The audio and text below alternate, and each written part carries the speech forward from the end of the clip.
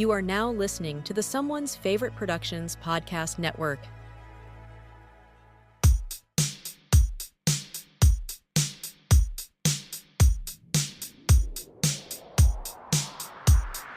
Ever have that one movie everyone assumes you've seen, but you haven't? You know the one, the classic, the cult favorite, the how have you not seen that movie? Welcome to the Shameless Picture Show. Twice a month, I sit down with a guest who finally crossed one of those films off our shame lists. Sometimes it's their first watch, and sometimes it's mine. But sometimes it's new for both of us. Then we dive in, the characters, the craft, the cultural impact, and whether it actually lives up to the hype. From legendary classics to cult oddities to the films we somehow missed along the way, join us as we turn movie shame into movie discussion. This is the Shameless Picture Show.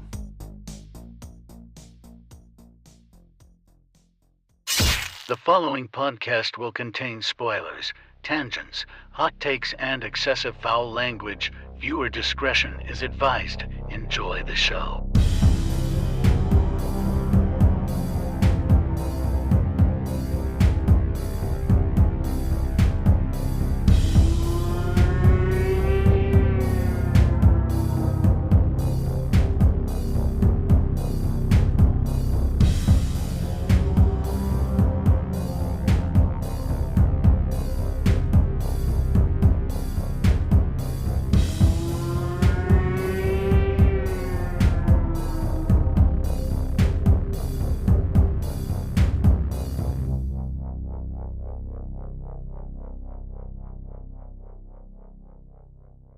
Welcome back to Frightmares Podcast. I'm your host, Austin Proctor, and joining me today, I don't know what that pause was, for episode 384 is my beautiful wife, Gabrielle. Hello. Proctor. Hi. Hi. Today on another installment of Kaijune Destroy, we're discussing our modern pick, Monsterseafoodwars from 2020. A movie that was 84 minutes of pure brain rot, which I could not escape since I chose it and had no one to blame but myself. Yeah, you did that to you, man. And also to me. I know where this is landing on the Nightmare Index, but let's get into it.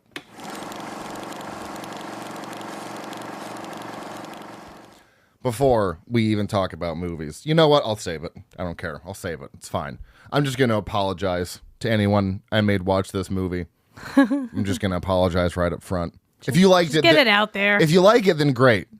Did not. I'm going to bury the lead very early. Did not enjoy. Anyways. Watched a whole bunch of stuff over. I had to backlog a bunch of stuff on Letterboxd, so I got to go back. I'm going to go back to the 5th of September. Isn't that the song? Do you remember? Yeah, the 21st night of September. Oh, not the 5th night. Okay, got it. Watched a movie called Despiser, sent over from AV Entertainment. You can see my review on social media. Whew, boy, was that a film I saw with my eyes, or at least I think I did. Picture, if you will, a video game cutscene from 2003. And not like a well-engineered game, you know, just like your average 2003 cutscene. We're not talking like Gears of War here. That was way ahead of its time. That was about 80% of this movie. Just CG hellscape, fully constructed scenes that were like cutscenes to a movie. Although I was impressed at how they like zoom cut into the live action stuff. That I was genuinely impressed by, because they would zoom the camera, like, you know, the camera would whoosh forward with motion blur and then cut to a live action shot, like exactly the same. And I was like, oh, that's actually, it was like too impressive. Yeah. That's about it, though. I like that you were like, it was early for CGI. And I was like, this is the year The Return of the King came out. And you're like, oh. I was like, yeah, no, I'm sorry. But this is, it took me a while to figure it out. I'm like, this reminds me of something. And it reminded me of a show called Reboot, which was on, I think it was on Toonami. That was out in 1994. Yeah. So there were no excuses for that. But honestly, the movie was so ridiculous, it didn't detract. It didn't. At all, somehow. I felt like better CG would have made it worse. The acting and the plot were on par with the CG and the computer-generated world. And yeah, because when you get like a really good movie and at the last second you get CGI nightmare. The Haunting. And I don't care if you think it's good or not. I do. Here's at the end. You're like, oh no, that's some CGI they used. That really detracts from the film overall. But this is like, nah, this is just the hellscape we're living in. I accepted it. You just accept it. Yeah, after a while, you're like, I'm not even noticing it. It's just like, yep, this is what their world looks like. Part CG hellscape, part melodrama, committed to both. Purgatory is a computer hellscape made of only smooth surfaces. That's probably true. I don't even want to get into the plot. I watched a movie called Sorcerer, which is a William Friedkin movie. If that name doesn't sound familiar, he directed The Exorcist. I don't think I like William Friedkin's work. that's what I'm getting at this point. Exorcist, not my thing. It's not your thing either. Yeah, I want to watch it again. Well, yeah, of course. I just want one day for me to be like, yeah, I do like this. It's the same thing with not me. That I hate it. It's the same thing with me and Hellraiser. We talked about this last night. I watch that at least once a year, hoping maybe one day it'll click, but it never has, and I don't think it ever will. I genuinely think Hellraiser is a bad movie. I'm just in a mood today. I'm going to piss everybody off, apparently. Anyways, Sorcerer was like great and all. I can see the merit behind why people enjoy this movie. I don't know. It's just one of those things where I'm not the target audience. I gave it like a 3-star in heart. Like I thought it was good, but it has like a 4. What does it have? Like a 4.1 or something like that. Double checking now. 4.3. And I'm like, I'm not okay. Whatever. So that got a 3-star. We watched something called This Tempting Madness, which was an sent over from Pixel Scene Media, which is actually a really good thriller, mystery. It wasn't necessarily horror, but it was really good. I just didn't know whose side I was supposed to be on. My review was literally, whose side am I supposed to be on for all of this? I don't know. They both seem like terrible people. But that one was really good. I don't know. Which to clarify does not justify what he did, just that they're both terrible people. It doesn't justify what happens, but it doesn't make either of them likable. Exactly. We watched... I'm not going to talk about hoppers. I don't care. I watched a movie called New Fear's Eve, which was also sent over by AV Entertainment. And normally, I don't watch holiday horror outside of the holiday, but with a poster like the one that this one has, I couldn't say no. And I really enjoyed it. I was very impressed. I did a review on that as well. You can see on social media. PJ Starks, the director, actually reached out to me, and we've been chit-chatting back and forth about this and that, and we're going to have him on later in the year to talk about the movie, around the holiday, because it makes more... I'm not going to talk about a New Year's Eve movie in fucking July. As much as I want to, I'd rather have it be on theme. But I really enjoyed that. 3.5 stars. Watched a movie called... I usually let you go first. I don't know what I'm doing. I'm out of it today. Fuck this movie. It's just been rotting in my brain ever since. Finish up first, and then I'll go. Jesus, this is totally backwards. Watched a movie called Loner, sent over by AV Entertainment. Guy in the woods all by himself. He's an aspiring vlogger who doesn't know shit about vlogging or wilderness survival. It's like, the best way I can describe it is like Blair Witch Project meets Survivor Man, but it's not Les Stroud. It's like his cousin who doesn't know shit. Really good. Just a tad on the long side at 1 hour and 40 minutes, and didn't fully grasp the ending. Although I think, the directors also commented on my review of that and said thanks for the review, and think I'm going to have this on. Gothic Slayers, another one sent over by AV Entertainment. That was a fun time. It is literally about 2 mini golf employees who start battling a demonic cult. Great time. They also commented, because I tag all these people, they also commented and said, thank you for the positive review. And I plan to have them on the podcast as well. So things are happening. And then we'll talk about The Furious, but I watched The Andromeda Strain from 1971. And it's one of those movies, again, just like Sorcerer. I mean, this one only has a 3.6, but I don't know. It was fine. Technically impressive for 1971 with what they were doing, but there was so much science being thrown around and all of this like jargon that I didn't understand. I was like, this is not, I'm not at the brain capacity. That doesn't even make sense. My level of brain power does not match this movie. And then there was 20 minutes at the end of the movie that was just all sirens sounding because the alarm went off and they had to escape. So it was just sirens for 20 minutes. Oh, no. I just wanted to bash my head against the wall. 2.5. I don't know. But that's all I got. Sorry. I usually let you go first. I fucked all that up. So go ahead. For time-saving measures, I'll only do movies from this month. Fucking no. Most of these are Secret Life of Pets, and you know it. Okay. This month, we're 17 days into the month. Yeah. 16. Well, let me do it. Jeez. Good I'm God. only talking about new things. Oh, okay. I finally checked out The Girlfriend, the, one season series. Oh, yeah. Yeah, it's got Robin Wright. She also directed it. Yeah, Robin Wright. Yeah, everybody else knows who Robin Wright is, and so do you. She's Jenny from Forrest Gump. Oh. She's in The Princess Bride. The one thing I've seen her in. She's also in House of Cards. Haven't seen that. Will not watch that. Olivia Cooke, who is really big in House of Dragons. Olivia Cooke And it's a movie it's a show that flips perspective from a overbearing mom to the new girlfriend with a sketchy past. Ooh. It was high stakes. It was really fun. Definitely recommend that. Finally saw the movie How Stella Got Her Groove Back. I'm going to be honest. While I totally get it because it was Taye Diggs, and if Taye Diggs looked at me like that too, I would absolutely fold. But Stella's groove wasn't that groovy. I don't know. So, They didn't say Stella gets groovy. They said gets her groove back. Yeah, I didn't feel like she grooved that hard. That's a better expression. Yeah. But obviously, since it's Pride Month, I've tried to watch some Pride movies. Though slacking this year on that. Yes, you and I still have to watch The Birdcage and that is an essential. Priscilla, Queen of the Desert. Also an essential. And also, we need to add Slay into that mix as well. Oh, absolutely. So at least gotta watch. Oh, we should watch that. Yeah, because that would be But damn, we should have done that for Vampire Month. What the fuck? Yeah, we really dropped the ball on that one. That would have been a great deep cut. Damn it. Hindsight. But for the month, I started out strong with Tu Wong Fu. Thanks for everything, Julie Newmar. A cinematic masterpiece. Then I decided to go just way up on the endorphins there by watching Philadelphia, about Tom Hanks dying of AIDS.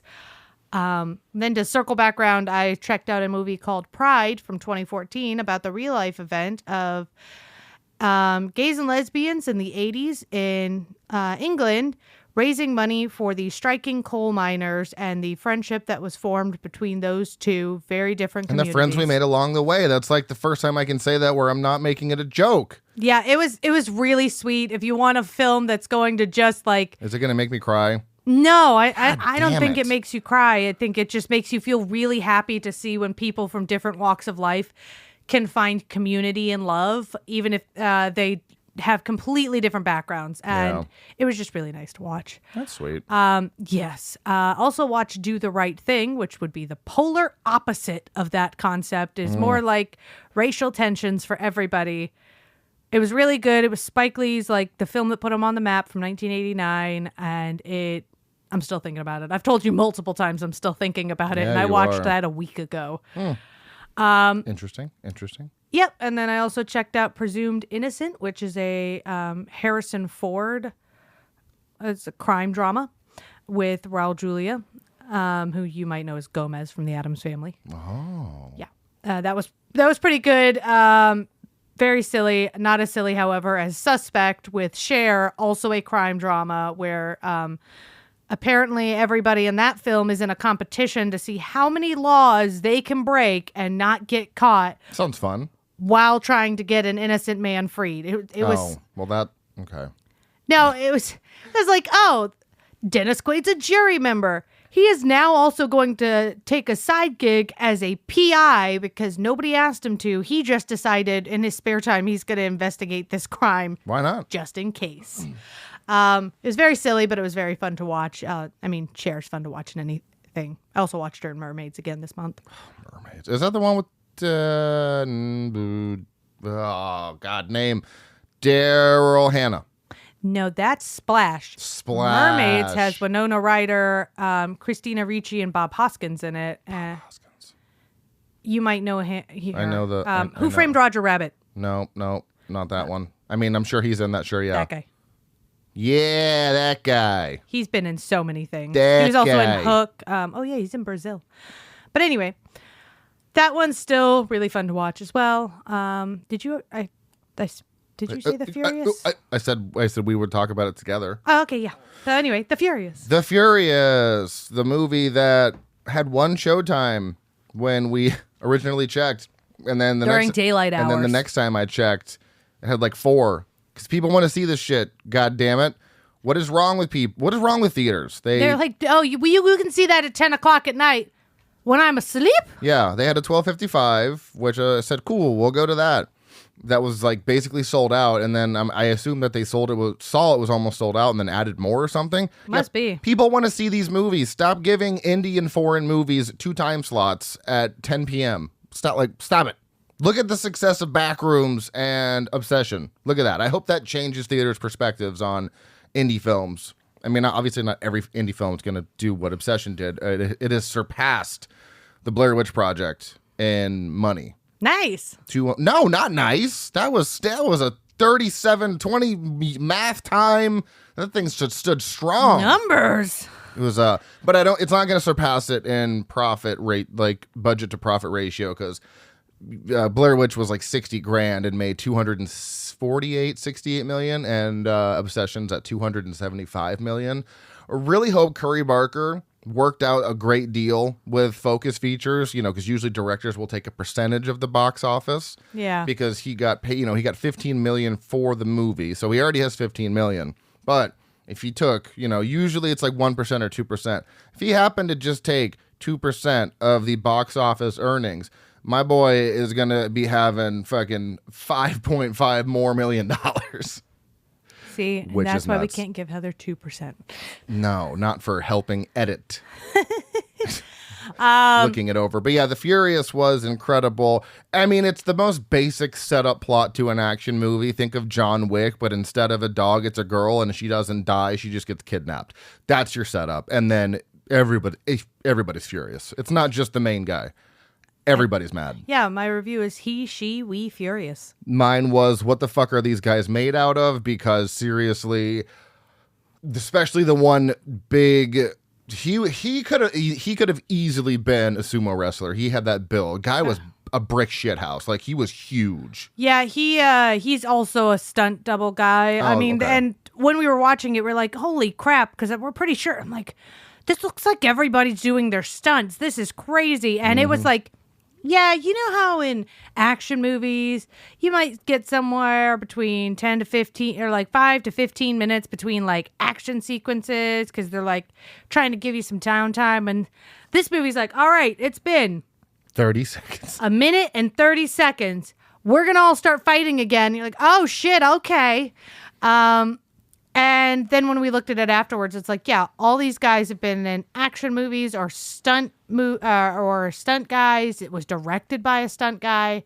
Yeah, it shows. And it was like, oh, yes, now I see why they were like, yeah, screw the whole like deep plot thing. We've got a plot. It's more than enough motivation to keep us going. Yeah. Now let's fill it with a fuck ton of fight sequences. And they still made the background story compelling as it involved as it involved a whole deep dark underground business. So they managed to tell a coherent story from A to Z involving a few different layers on with certain different characters and have more action than I think I've ever seen and packed into 2 hours. The ending fighting sequence alone was 20 minutes, 25 minutes. And it was insane. It was insane. Like, they're springing over each other. They're like, 2 people are fighting, and then they jump up, and another guy slides underneath. There's 4 guys fighting in the same time, and we're switching off so frequently. You're just like, I don't even know who's fighting who specifically. Here's my note to the Oscars, because I know they're listening.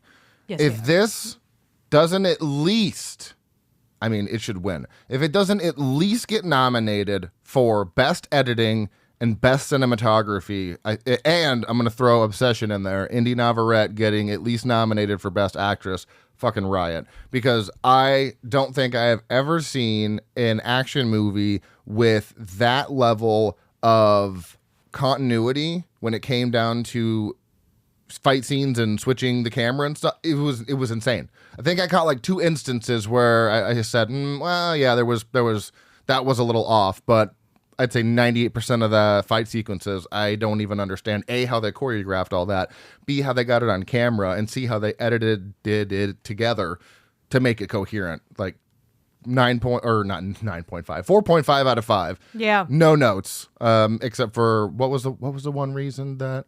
Oh yeah, I know my reason. I don't want to spoil it. Mm-hmm. There's a person that I got attached to that they just decided to say fuck you too. Actually, a couple, and I was like, well, that's just rude. Yeah. But anyways, yeah, Furious. Go check it out. Go show it some love. Tell the theaters that we want more of this. And I mean, it has a 3.8 out of something like that. It's got a very high rating. Well, it's kind of hard for the other movies right now because you've got Masters of the Universe is still hanging out, which is apparently not doing too bad, I think. People are enjoying it, which is nice. And then you've got Disclosure Day, so that's going to take up a bunch of theaters. And Toy Story 5 is coming out this week, and that is also going to suck up the rest of the theaters. So you've got two major box office productions that are probably why June is so light on. I mean, the only horror movie really we're getting this month is Leviticus, which is going to be totally overshadowed by Toy Story 5, Disclosure Day, Backrooms, Obsession. So Obsession's leaving every theater this week. Okay, well, then my message to everyone listening is go see Leviticus if you can, if it's in a theater near you. I already have my tickets for next week. I think it's going to be the sleeper hit of the year, meaning no one's going to know about it, no one's going to go see it, but it has like a 3.8. So wow. Yeah, yeah. It's just what happens with the box office things. Like, some of them we get excited for, and some it's like, you're sucking up space. I mean, I'm stoked for Supergirl, but yeah. I love Steven Spielberg, but I didn't really care about Disclosure Day. I had care, zero interest. I don't even think I saw a trailer. I did, and I saw a scene in that trailer that had it just looked like CGI, or it just looked like AI, which it likely wasn't, but it just looked like it, and that was like, can we not make the styles also look like AI if it's not also AI? Don't even get me down that rabbit hole. And it was like, I just, please stop, please. All right, with all that being said, let's move on to the body count. This is going to be the most boring IMDb roundup. Yay. But this is Monster Seafood Wars from 2020, released on May 23rd of that year in Japan, and then premiered on DVD and the internet in October 5th to be exact, 2021 in the States. There is simply no rating. Not like unrated, not rated, just there's nothing. I mean, to be fair, there was no violence, no destruction. No, but I mean, like, I'm saying there was, it literally says, like under the parents guide, it says add content advisory. Like they didn't even, there's nothing. That's what I'm saying, because there was nothing there to add. There's literally not worth adding. Yes, but I'm saying every movie I've ever done since I've been doing this has had even if it's mild or none, this did not exist for this movie. That's what I'm trying to say. A runtime of 1 hour and 24 minutes, which was 20 minutes too long. Listed as a comedy, fantasy, sci-fi, sure. Directed by Minoru Kawasaki. He also directed things like The World Sinks Except Japan, The Monster X Strikes Back, Attack of the G8 Summit, and Super Legend God Hikoza. 3 movies that I've seen. He also wrote this, writing 2 out of the 3 things I mentioned, excluding The Monster X Strikes Back, Attack the G8 Summit. Also written by Masakazu Magita. They wrote The World Sinks Except Japan and the X Monster, blah, blah, blah. It's too long of a title. Then we have Eiji Subayara, who also wrote, they only have 8 writing credits, but apparently they created the original Ultraman TV series from like the 70s or something, and then the later 2019 reboot. But this man has 143 special effects credits going all the way back to the original Godzilla and its sequel, Godzilla Raids Again, the original King Kong vs. Godzilla, Invasion of the Astro Monster, and many more things until 1979, I believe, or he passed away in 1970, so 1970. Composed by no clue. Cinematography by no clue. Edited by no one listed. Starring no fucking clue. No actor is credited with their name, and no one has photos either. So this is a lot of fun. There are 3 people that actually have names under them. We have Hurricane Ryu Hariken as a Kala monster, who I forgot to finish this part out, but that's who he was. Then we have Asamoto Izumu as Self. And then we have Ayano Christie Yoshida as Nana Hoshiyama. And Good. I forgot to say what other things they were in, but honestly, I guarantee they weren't in anything we recognized. Estimated budget of nothing. I couldn't find, although according to Google, it's speculated at $150,000. Couldn't find anything on the worldwide box office gross. This was filmed in Tokyo, Japan, and you can watch this on Prime, Plex, Tubi, and YouTube TV. Movies that came out around the same time, according to the U.S. release, October 5th, I believe I said. No Time to Die, Eternals, Venom Let There Be Carnage, The Black Phone, Ghostbusters Afterlife, Halloween Kills, Army of Thieves, The Eyes of Tammy Faye, Antlers, Cry Macho, Paranormal Activity Next of Kin. I didn't realize that was 6 years ago. VHS 94, Black Friday, and Dashcam. I've only not seen one. You only haven't seen No Time to Die. Sorry, two. No Time to Die and Cry Macho. Yes. Yeah, did it. Listen to this IMDb summary. Oh, God. Do you see this? That's like a... Do you see this? Yeah, that's like a lot of words. I'm going to really focus in here and get my shit together. Yuta, a young master at the Tsukiji fish market, accidentally drops his meal mixed of seafood into the Samuda River. Sometime afterwards, sometime meaning about 3 minutes, a gigantic mutated squid monster arises from the depths and begins to wreak havoc upon an awe-stricken Tokyo. Attempts made by the Japan Self-Defense Forces to stop the creature prove futile. As it seems things couldn't get any worse, an enormous mutant octopus monster emerges from the deep and heads into a clash of the titans with the gargantuan squid. As a last-ditch effort, the government forms the Seafood Monster Attack, or SMAT, and an all-new plan of attack is immediately put into action. But just as the tide appears to be turning in humanity's favor, a colossal crab monster appears, joining the monster seafood wars and plunging the world into culinary chaos. This is the Autopsy. I don't even know where to begin with this movie. I genuinely don't. I do. Okay. Overall thoughts. What the fuck? What you just said was like what we just saw, but missing the movie itself is missing several of these pieces. So context has gone out the window entirely. They also just give you the entire movie. That is the plot. That's the whole plot. Except let's check in a couple things real quick here. Okay. First of all, he drops it by the river.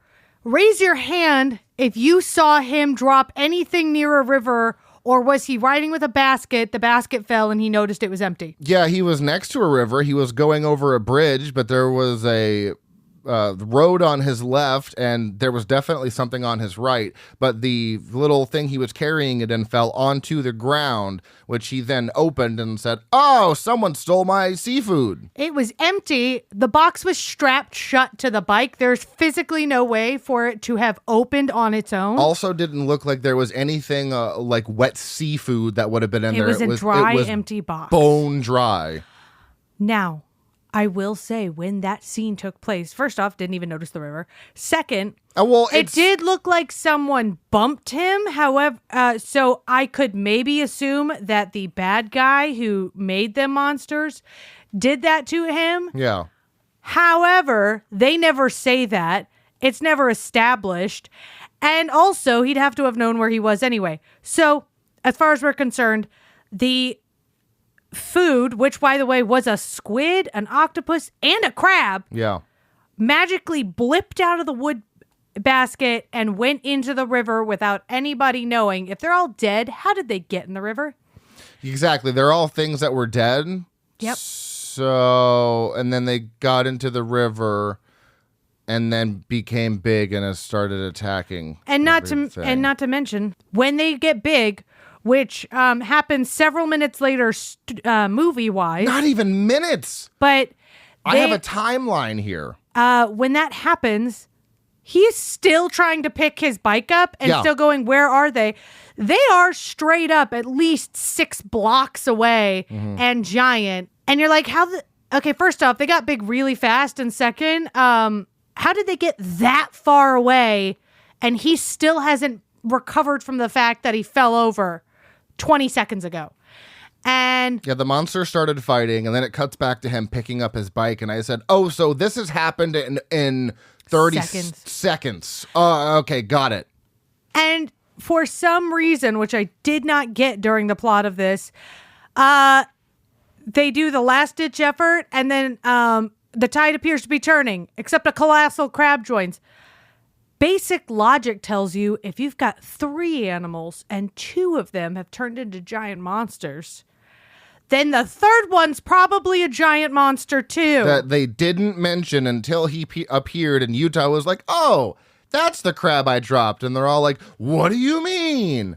Yeah. That would have been important to fucking note. Also, what took him so much longer? And what? This thing is such a disjointed mess, and they were cutting to random things and then cutting back and then cutting to people describing the events in a past tense and then cutting back because clearly they didn't have the budget to actually show all of it. But so you've got this whole thing, like we're fighting for our lives trying to follow this plot, and it's a mess of a plot. It is a mess. And they start talking about this dude. He briefly shows up at someone's house. He just fucks off. He sees the giant. He doesn't look at the giant monsters. He gets on the bike. He sees them, goes home, and his friend's like, "Oh, you're going to get arrested for making giant monsters." He's like, "I didn't do that." His friend who's playing blindfolded video games. For reasons. For reasons. For the fifth eye. Yeah. For the fifth mind. That's yeah, it. Yeah. And, our description and feelings about this movie are probably going to make about as much sense as the movie. Yeah. So follow me for the cues, okay? We're going to play it in B or whatever fucking Marty McFly says. But follow me for the changes. But he just kind of goes off about his business like nothing happened. The sense of urgency in this movie is at a 0 the whole time. They skew off into a full-on 10-minute ordeal about everybody eating the monster meat. Longer. I have a whole. Oh, you timed it? I went back this morning and I got an official timeline because I wanted to be accurate. So I'll get there. Don't worry. Yeah, because not only does that go nowhere and have nothing to do with anything, nowhere, which frequently happens. They frequently keep bringing things up that have nothing to do with anything. They even bring up a love triangle thing that also seemingly goes nowhere. Nowhere. And yeah, you bring up them eating the meat. If they had been like, "Oh, people are getting deformed because they're eating the meat they shouldn't have been eating," would have been cool. Nope, that has nothing to do with anything. It's just the most delicious seafood they've ever had. I really was hoping people were going to start turning into crazy monsters, and that would have been great. That would have been fucking great. Yeah, that would have been some Doctor Who type shit right there.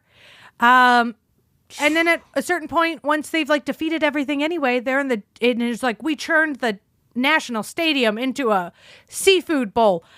The seafood, they've just superimposed a bowl of seafood with the 3 different meats into the National Stadium, I guess, because now all the monsters are even larger. Like one tentacle is stretched out would be longer than the length of the stadium. Yep. Because that makes sense. Yep. But also the stadium they fight at in the movie is a completely different stadium than the one that they end up in. I'm sure it is. It is. If you looked at it, one of them's an open high school stadium and the other is an actual event stadium. So with that being said, overall thoughts, because you did not give me them at all. Sorry. It's a disjointed mess. I was trying. There's some parts that made me chuckle, but I was waiting desperately for the story to kick in, for the point to happen. None of those things took place. And it was like, this has to be a parody, but it was so, as a parody, it was so weak. It didn't even feel like it would be it has to be, but is it? It is. I have many things to say about this movie. I was worried because I almost gave up on this about 25 minutes in, and I said, no, I have to, I did this to myself. I have no one else to blame. I have to get through this. And this shows that I just, also don't like everything because I give a lot of things on this show a very high rating. So I do have a lot of things and a lot of stuff to say about this one. And I did some you know, like said, I did some digging. So I think we need to start off with, first of all, what did we just watch? Yep. That seems like the best place to start. Also, this takes place during the, I don't know how to say this. I know it's Heisei era, but I think this is the Reiwa era. It's Reiwa. And they actually bring up what era they're in this movie, which just was silly. Even on a parody level, they bring up that we're in the Reiwa era. You might want to explain what that is, though. I'm about to. Oh, okay, because I was going to say, I don't know what that is. Well, you know, you have the Showa era, which was started with Godzilla in 1954, went to 1975. We already covered the Heisei era from 84 to 95 because that's when Godzilla vs. Space Godzilla came out in that time. I don't think we're going to cover anything from the Millennium era, but the Reiwa era is 2016 to the present. It is ambitious reinventions, including live-action political satires and anime, beginning with Hideaki Anno's Shin Godzilla, an award-winning reboot exploring modern bureaucratic response to a mutating monster. It also includes the highly successful standalone World War II piece Godzilla -1, as well as a trilogy of 3D animated films and the retro stylized Godzilla -Color, and then Godzilla -0 is supposed to be coming out this or next year. The Reiwa era does not include the MonsterVerse. That is a whole separate era because that is the Americanized version. So that's the era we're in. And it makes sense because, you know, the political satires. I guess this would be a political satire. But anyways, what did we just watch? As a kaiju fan, I haven't seen a lot, but I do love giant monsters fighting. Seeing the poster card, or title card, whatever you want to call it, with a giant squid, an octopus, and a crab. That is the whole reason I picked this movie. From the Letterboxd little banner. I saw that. I saw the 3.1. I said, there's no way this is a fucking miss. Fuck the plot, which I probably should have read, but you know, you know me. I like to go in blind. You give me one still image from a movie, and I can tell that those are guys in suits in 2020, and it has a 3.1. There's no fucking way this movie is bad. One of the rare instances that a Letterboxd rating can't be trustworthy. But so I really was like, this movie sells itself. You have something that sounds like it was discovered on a dusty old VHS shelf that becomes an instant cult favorite, and the expectation is going to be ridiculous fun, except the reality for me was considerably far more complicated because the film's biggest surprise isn't the weirdness. That was guaranteed. I knew there was going to be weirdness. It's how often the movie seems uninterested in the very concept that it's appealing. Instead of a giant celebration of monsters, it frequently feels like a collection of disconnected comedy sketches that are occasionally interrupted by kaiju attacks. Very, very occasionally. Three times I counted. We get fights in the entire movie, lasting for, you know, the first one's a couple minutes, the second one's a couple minutes, and then the ending one is the longest one. But Obviously. Like 3, maybe 4 times max. So before we dive into all of the film's shortcomings, it's apparently Minoru Kawasaki has a filmmaking style. I had to do some digging to get these answers, and apparently this is not an accidental incompetence. It's deliberate absurdity because his career is built around parody, nonsense, intentionally bizarre concepts. So sure, that makes this movie make sense. But my question was whether the movie understands it's silly or whether being intentionally silly automatically makes something entertaining. Because I didn't know, like, does this film know it's being silly, or is it just being silly and hoping it's entertaining? That one. The second one? Yeah, it felt like they were trying to be quirky and weird, but it just came off kind of off-putting and strange, and so many of the conversations felt like you were like, not only does this not feel like a conversation someone would have, it feels like I feel a little weird being here for it in some places. I also feel the translation was not done. Oh, no, I don't think it was dubbed well. It was not subbed well, yeah. And you know me, dumb fun is my favorite. There's so many movies that don't really feel, I don't feel deserve a 4.5 to 5 on a technical level. Like Frankenhooker, 5 stars. Chopping Mall, 5 stars. Frostbite or Wrath of the Wendigo, 4.5 stars. Silent Night, Deadly Night 2, hot take, my favorite one, 4.5 stars. Those movies really aren't deserving of that rating, but those are solely the time I had with them. Frankenhooker is a 5-star experience. Frostbite or Wrath of the Wendigo is a 4.5-star experience for me. Ludicrous premises, absurdist humor, and acting so bad that you wonder how these people got cast is my shit. I love that. Some of the funniest movies ever made, in my opinion, are built exactly on that premise, but it's not the absurdity here, it's the execution.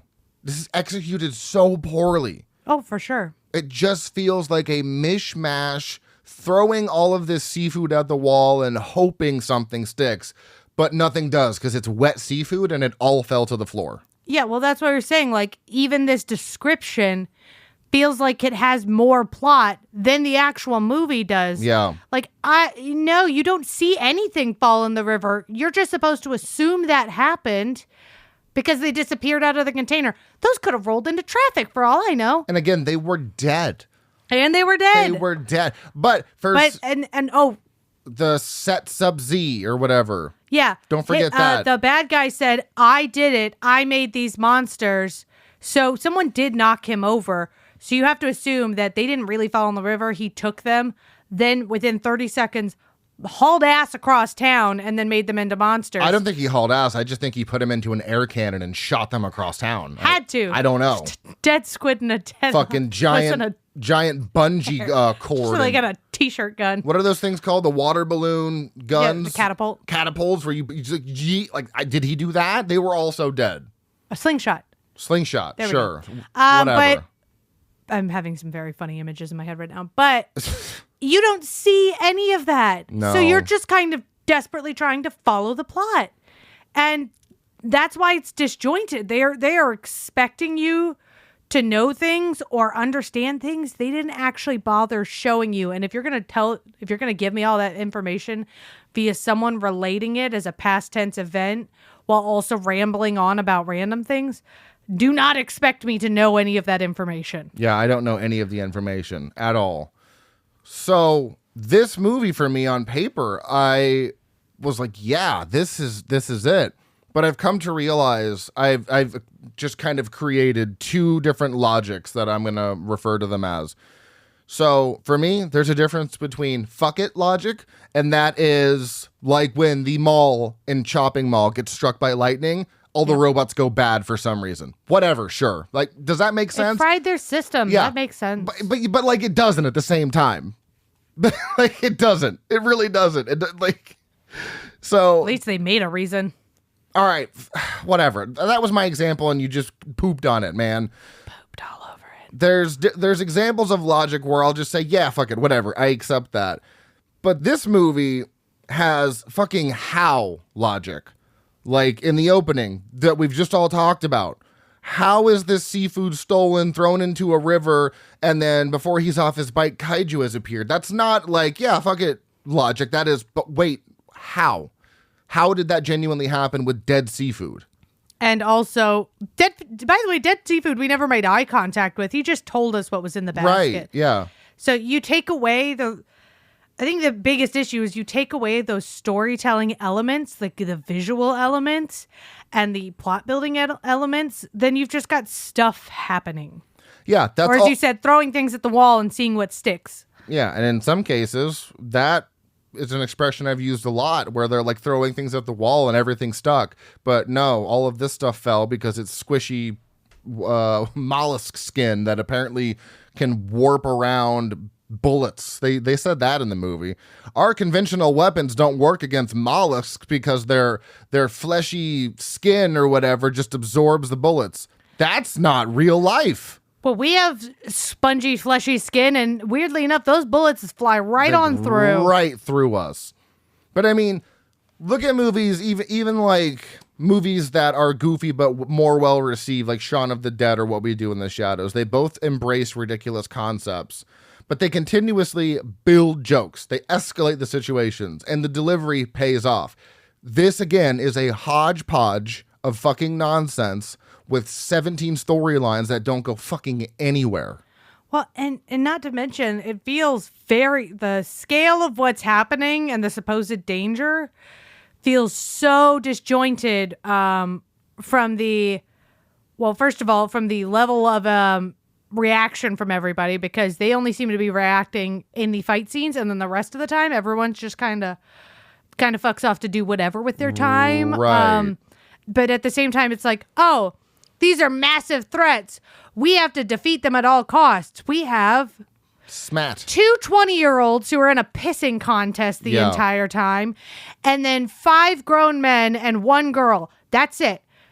Apparently, the entire Japanese military was busy. Yeah, I guess. Yep, they were doing something. Because you don't even have so much as a fucking police officer show up in this film. They were probably fighting real Godzilla somewhere else, right? And so it's just like, okay, so it doesn't feel like it's that big. Do we even care? Because these things just disappear and reappear every so often. You see zero carnage from these things. You see not one injury from them, because even the one dude who got injured didn't get injured. He got some sort of fireball from an eyeball of the crab, and it like an explosion happened, and then he pops back up completely unharmed. That's not even funny. That's highly it's not funny. If that was a scene that was meant to be funny, I'm not getting it. I'm not getting the punchline. It doesn't make sense. My brain legitimately hurt after this movie. Yeah, and so like the level of threat doesn't seem that imminent, because they're not really doing anything, and they're really relying on two teenagers who are very obviously in a pissing contest over a girl who just seems to be letting that happen. And by the way, so weird. One guy's hitting on her too much and making her uncomfortable. The other guy, who we're supposed to, I guess, be rooting for, Yuta, or the main guy.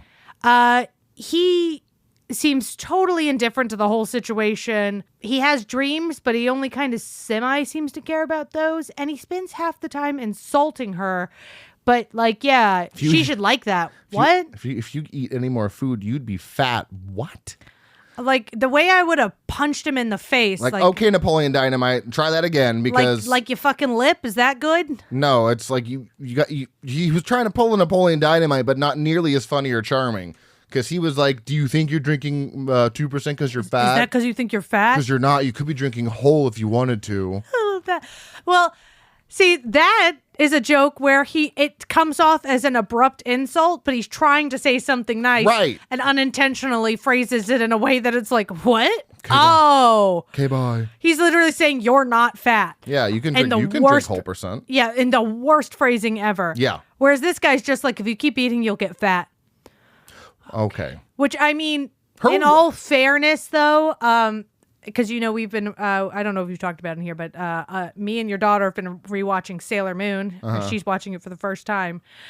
And Sailor Moon is rail skinny. Every time she starts eating a bunch of food at once, or someone always goes, you're going to get fat if you do that. I think that's just because I think it's cultural. I think it's, even in Turning Red, the ants that come over, she's like, looks like you lost weight. Like, no, she gained weight. Like, why is everybody concerned with everybody's weight? Or Hausu, where they all call the biggest girl, which is marginal, Mac for stomach. And she's marginally, her and Melody are basically the same size. And this girl's weight gets brought up a couple times in this, because someone mentioned her being something. She's like, well, I think I'm a little bit, lighter than that. It's like, okay, Bambi. Well, I'm a little bit heavier than Bambi. I don't fucking care how heavy you are. That was a 5-minute conversation. Oh my God. But also he keeps shoving. She's like, I don't want to be fat. Every time they cut to a scene that she's not working, they're at a restaurant and he is ordering her all the food ever. Like, yeah. Okay, guys. It doesn't make any sense, but sure. And most of these scenes, like the one we're mentioning at the restaurant, they just simply feel like they're existing.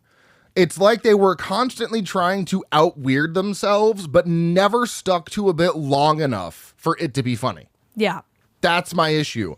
And the distinction between being weird and actual humor is where this movie will live or die. And that leads me to my next point, because all of the weirdness is so much more focused on the things that shouldn't be weird, the people. You should be focusing the weirdness on all of the monsters.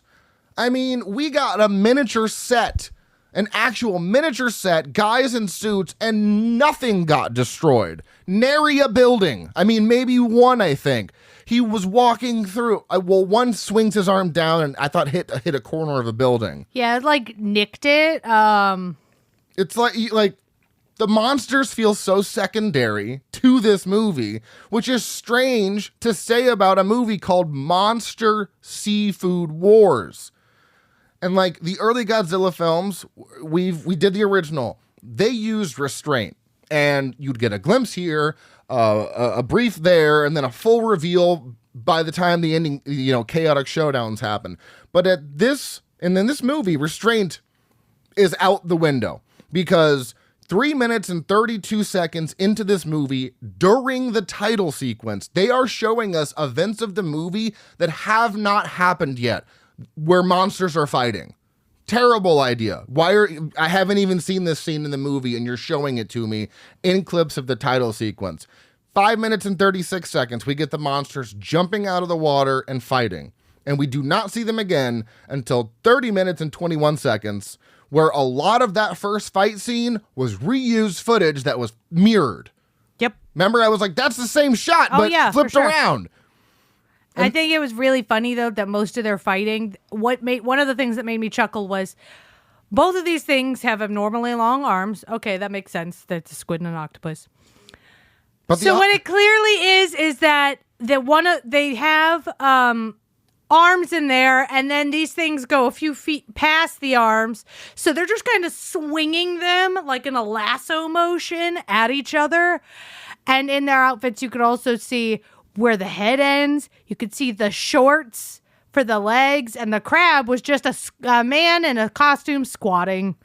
I'm okay with all of that. That was one of the things that I actually enjoyed and made me laugh, because I'm like, it's so silly. Because it actually makes it feel like a kaiju movie. But then at 33:36, they say, our mission is complete, destroying the octopus and squid with vinegar, which is hilarious because they get these giant vinegar guns and they blast them with this because that, will kill them, whatever. Yeah. But in the scene where they have these guns and are driving off past the camera, they have these long hoses that were not attached to anything. I could see the end of the hose, and I was just like, oh my God. And then they're trying to blast the liquid at the monsters, and they're just like doing donuts in this field, and they're meandering around. But they say our mission's complete at 33:36, and then moments later, a crab that's when the crab appears. So we don't get the crab until about 35 minutes into this movie, and then they start fighting the monsters that they said they defeated. What do you mean? Also, you said they were defeated, and there they stand fighting the crab. Not only are they fighting the crab, but they spray a bunch of liquid on them, and the besides the monsters doing a motion that, frankly, because of their limited motion, is like, hey, why are you spraying me? Yeah. Apparently they've been defeated, but they look the same, just more wet. They look exactly the same. Nothing's happened to them. They just look more wet. Yeah, nothing has happened. I don't understand that. And then they jump into the water, right, at 37:27, not to be seen again until an hour and 6 minutes. 30 minutes later of an 84-minute runtime. And that 30 minutes was spent, that's how long the eating section was. It was 26 minutes with 4 minutes of plan before they went back. So they sidetrack while everyone's eating this food with 1,700 different side characters that meant nothing to this. And it's like, okay, I don't even understand what we're doing here. You're focusing more on government meetings, food preparation, all these side characters, comedy detours. Like, the monsters are supporting players in this movie at this point. They're side characters. Yeah, because they go into a long tear where they're interviewing a chef who works for the government, and they got some of the monster meat, which, by the way, the only monster meat you really see is this giant styrofoam chunk of monster meat, which is maybe 3 or 4 feet across. It's just this big chunk of styrofoam. It's solid too, because people pick it up and it is solid.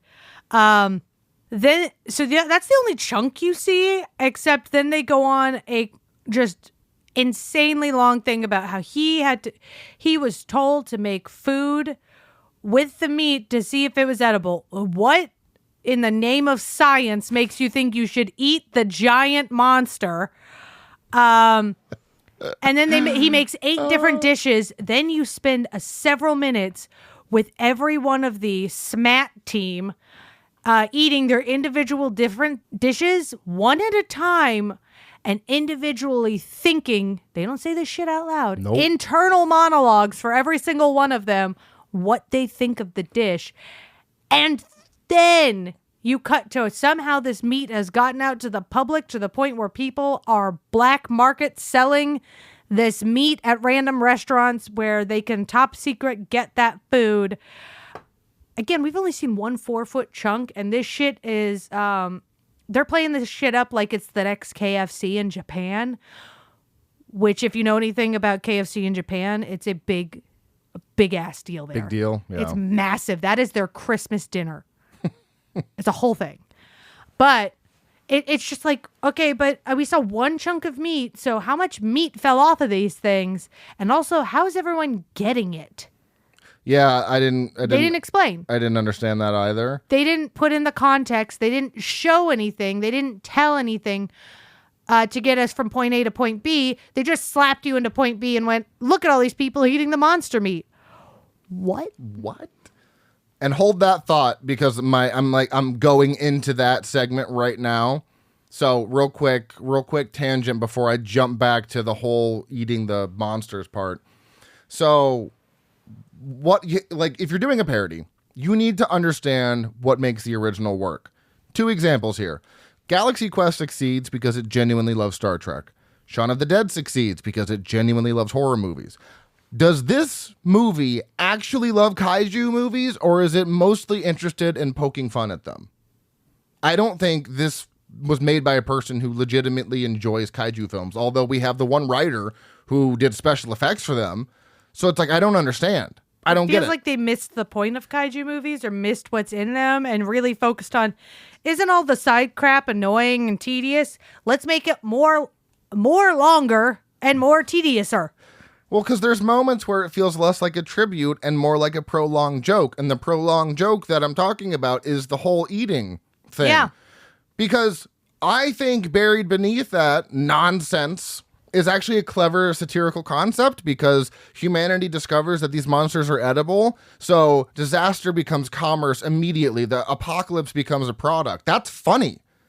Like on paper. Yeah. But again, going back to the execution, they did not execute this properly. Like the government stops worrying about destruction, corporations start worrying about their profit margins, consumers are lining up to eat this thing.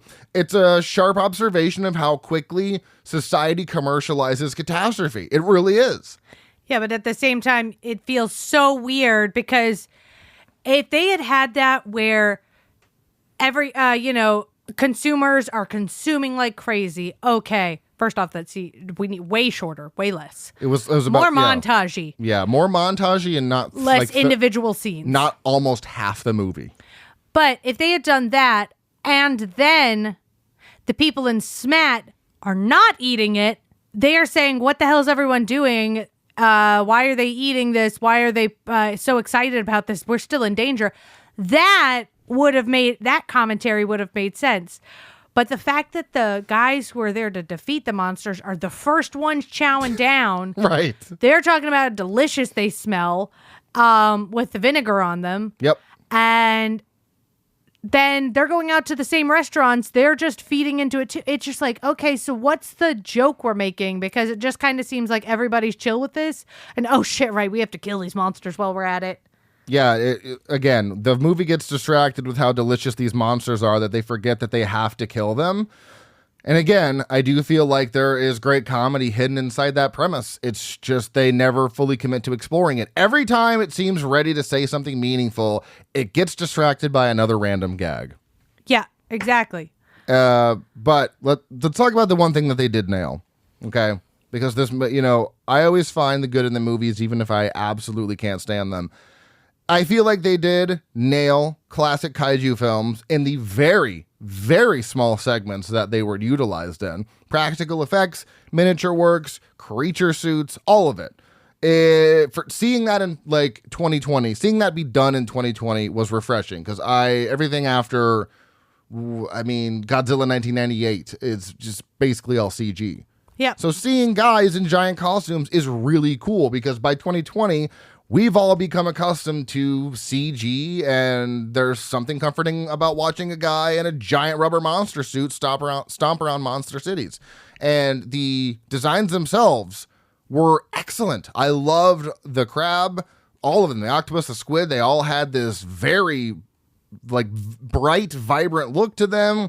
They were swinging around, except it's weird because this one of them had chompers, not the crab.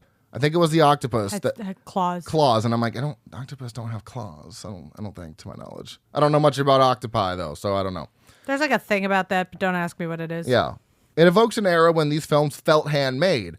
But then you get moments where you can clearly tell, oh, this is bad CG or bad green screening.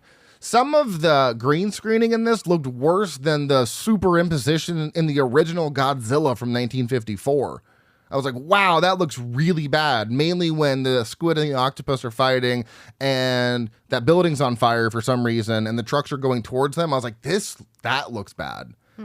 Somehow the effects in Space Godzilla were from 1994 were better, and even the original movie. So, can nostalgia carry a movie, especially when we get so little of it? No, because that nostalgia was 7 minutes of this movie. That was the part I think we were enjoying the most was the fighting, not the final battle, because the whatever everyone else was doing was so distracting. Well, and then Super Chef comes out of fucking left field, out of nowhere. Much like the white man who showed up in the middle at the last minute that they gave 3 different lines to. He's not a character. He's just there. They just keep cutting to him saying things. And even though I had the subtitles on, they didn't subtitle him. It is continuing, as far as I've seen, with the tradition that in every Japanese movie, there's just one white dude. Just one white dude. But yeah, by the time we get to Jumbo Chef, I've lost so much interest. I don't care. Because, again, on paper, a giant chef fighting giant seafood monsters, hell yeah, that's enough to sell any kaiju fan on Earth. But somehow it lands as a shrug, because by the time he arrives, the movie has trained the audience to expect anything because of how off the rails the story has gone. There's no escalation, no sense of payoff.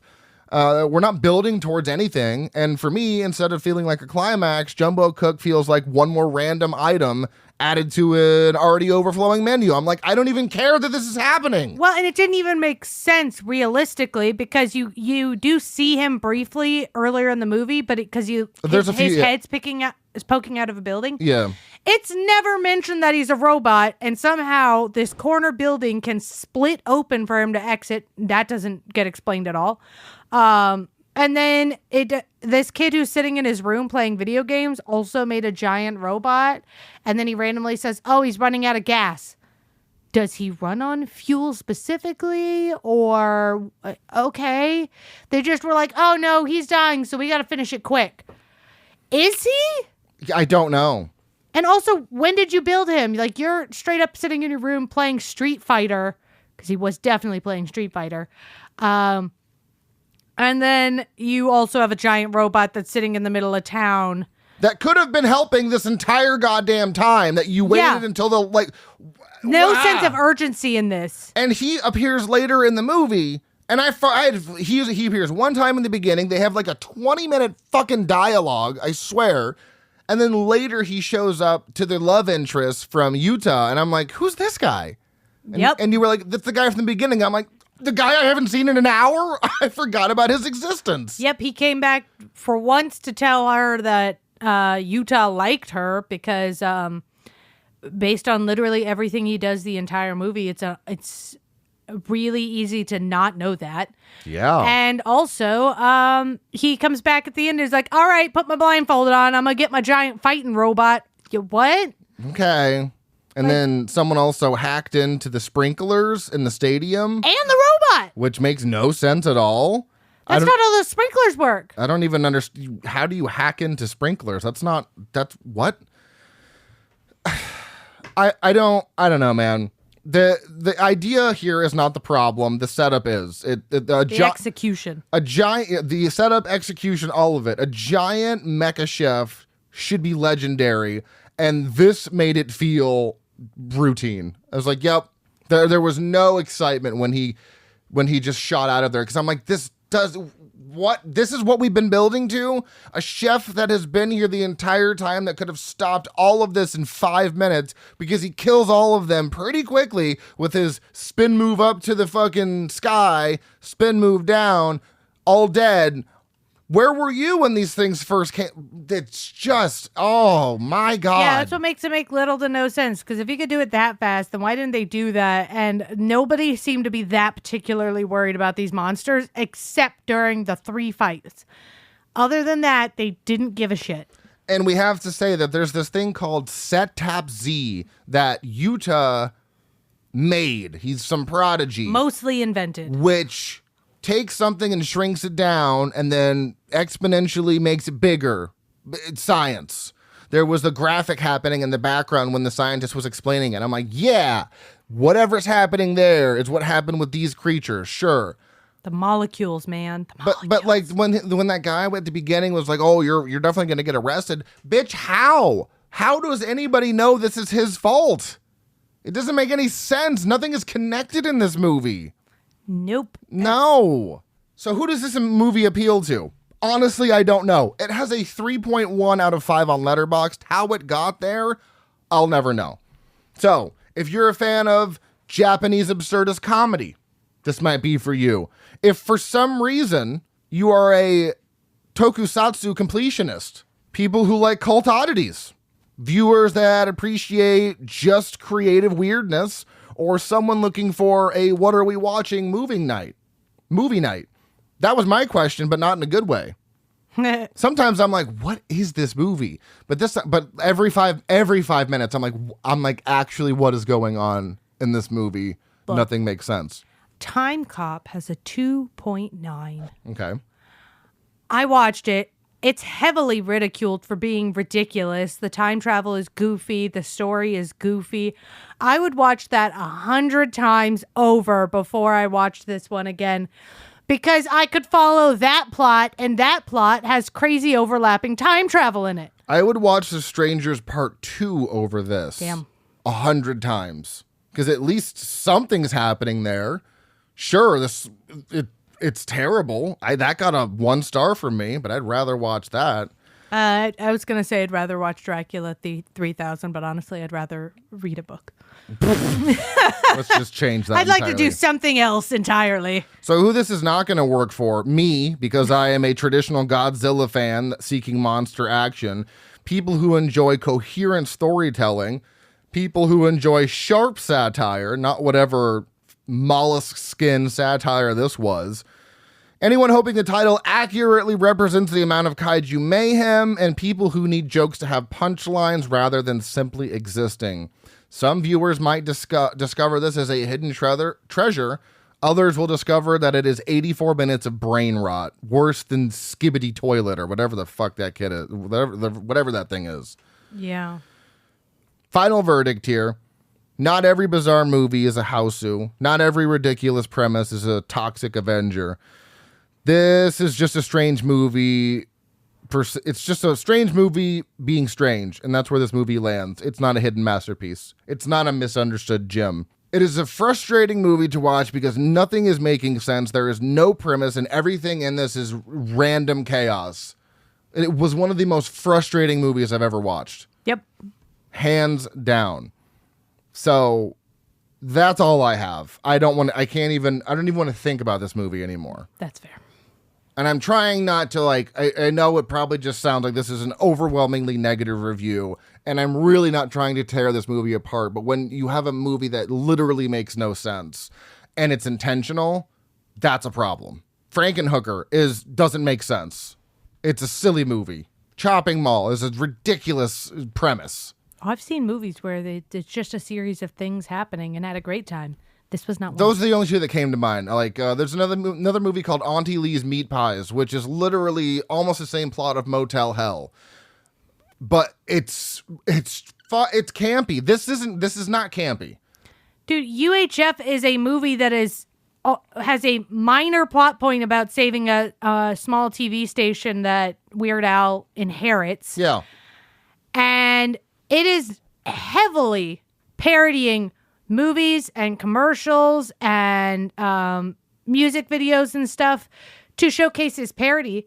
It's a whole lot of nonsense for the most part, and yet is extremely enjoyable because the nonsense is still strung together. I mean, Jesus, Pee-wee's Big Adventure he's going on a quest for his bike. Everything else that happens is just shit that happens to him along the way. There is no rhyme and reason to any of that stuff. It's still a great time. Yeah. So if you're gonna have a bunch of nonsense stuff happen, make it fun to watch, not tedious and painful. I do, like I told you last night, I feel like this is much more geared towards a Japanese audience who like this style of comedy. Because obviously that's the director's thing is this type of comedy. Yeah. This does not work for me. And we had the discussion too. It's like, okay, it's got a good rating of a 3.1. So we had this discussion last night. Do I rate it low because I didn't like it? Or do I give it some, what did I call it? Do I give it a break and give it a little bit higher rating? Because I can see the appeal for some people. It just wasn't for me. But at the end of the day, I do the opposite with movies that don't really deserve 5 stars. So that's what I'm going to do with this one. This one probably doesn't deserve what I'm about to give it, but it is the time I had with it. You know what I mean? Yeah, there are some movies I give a little extra credit because I know that if I'd seen it when it was the right time for it, I probably would have enjoyed it more. Oh, a difference in time is much different than 6 years. Yeah. Yeah, but I'm saying this ain't that. This is not that instance. For the most part, I always rate stuff about how I feel about it. Yeah, so this one is going to be solely rating. This is a rating based off of the time I had with it. So let's move into the final cut. All right, taglines here. Doesn't even make sense. If you eat this monster, it's crazy delicious. Okay. Trivia, 3 things for this. 3 total things. For the film's North American video release, artist Matt Frank designed the cover as a reference to the space amoeba, specifically its American poster, Yog, the space monster. The Japanese title translates to 3 Giant Monster Gourmet. The film uses the techniques of kigurumi, and there's some mistakes in here because it says with is actually more in line with cruder amusement consumes. So you said that's probably costumes, which is actually more in line with cruder amusement costumes rather than the more elaborate suit work from larger Japanese studio. This is evident in these simple monster suits, which are not as detailed as those seen in TV shows like Ultraman or studio films like Godzilla. These were incredibly detailed. I don't know what you mean. Rated 5.0 out of 10 on IMDb, which equivalates to a 2.5 out of 5 for our purposes of the Nightmare Index. 3.1 out of 5 on Letterboxd, 77% on the Tomatoes meter, and then a nil audience score. I guess not enough people have rated it. What did you give this movie? 1. Yeah, 1 star. To put it in perspective, since I just talked about Scary Movie, the 6th one, I would rather watch that than this again. That's how bad this was. Boy. So that gives us a Nightmare Index. That's not right. That's not right. Hold on. Stand by. Oh, no. It's bad. Let me double check that math just real quick. Oh, I can't wait for this. Let me double check that math. No, that's right. 1.9 out of 5. Oof. That's absolutely the lowest because the lowest thing right now, I think, I'm pretty sure is a 2.44. And it is Contamination. And I believe right above that is The Nesting at a 2.67. So, yeah, bottom of the list. This is all the way at the bottom. Aptly so. Similar movies according to IMDb: Yamata no Oricho no Guyakusha, Reptilian, Godzilla 1985, Godzilla vs. Biollante, and King of Snakes. Similar movies according to Letterboxd? None. This movie said, fuck you, and similar movies according to. No similar movies according to. Jesus. So, let's do some reviews here. Do you have any? No. You don't have any? No, they were just like people either just going long-winded or it's just I didn't see anything that was that funny. You didn't see anything? No. All right, I've got a couple here. Probably is about as entertaining as the movie. 3 stars 3 stars with a heart. If you're gonna be a big dumb monster movie, be a big dumb monster movie. I don't know if you liked it or hated it, but you gave it a heart. We've got 3 stars and a heart from Flasky Waves. Jumbo Cook is my new Lord and Savior. That's pretty funny, even though whatever. 2 stars from Dan P. I'm going to say what we're all thinking. The giant squid and the giant octopus should kiss. I knew you'd like that one. Anytime it involves something in kissing is what you... I know, because the two main guys who were like enemies in this got really close to each other's face while we were watching it. I'm like, now kiss.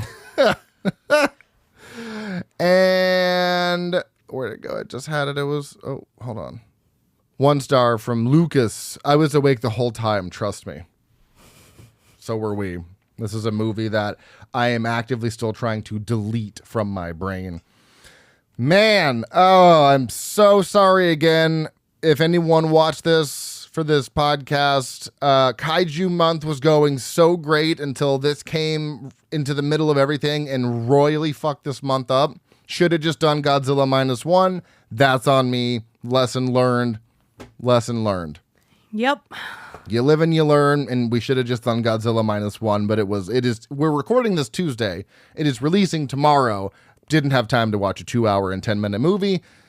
I could have released this Friday, but I'm trying to stick on schedule. So anyways, if you enjoy the show, please rate and review on your favorite podcast app of choice.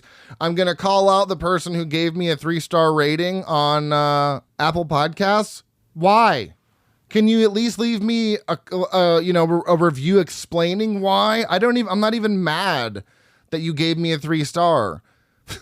If they are they going to come back and listen to more? I need to know what can I do? What did I do? Well, no, genuinely, I need feedback. So if you're going to give me a 3-star, which is still good in my opinion, can you tell me what we could do better? I need to know how to improve the show. And if you're not going to leave me a little review of why, I don't know what to do. And now I feel sad. And I feel really sad bringing it up on this episode because this was such a terrible movie. Maybe they gave me 3 stars because they heard we were doing this movie. That's it. But to whoever reviewed 3 stars, please reach out. Tell me what I could do better. I would genuinely like to know some feedback, good or bad. I'm here for all of it. Follow us on Facebook, Instagram, TikTok, Slasher, Threads, and YouTube at Frightmares Podcast. Our email is stayspooky@outlook.com. You can also follow me personally on Letterboxd at Dr. Proctor. All one word. You are Watson LMP 90. Bam! If you'd like to expand your movie podcast listening, be sure to check out the Shameless Pictures Show, the Dead-Eyed Millennial Film Club, and 1 Week Rental as well. Next week, someone and I, because I have yet to confirm with my co-host, ideally it will be Ryan, because that is who I chose to do Godzilla King of the Monsters from 2019 as our domestic pick. It is streaming on HBO Max, and I'm glad I'm mentioning this now, but usually we do all movies from the U.S. and 1 international, but I flipped it this month to do all foreign movies that was obvious, and 1 domestic. I didn't explain it, though. But anyways, until next week, stay tuned and... stay spooky.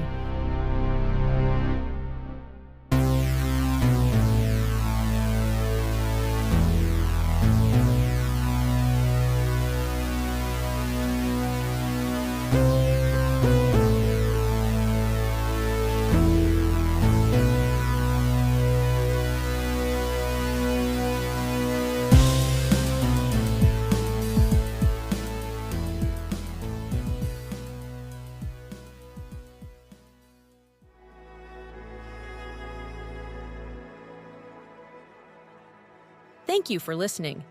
To hear more shows from the Someone's Favorite Productions podcast network, please select the link in the description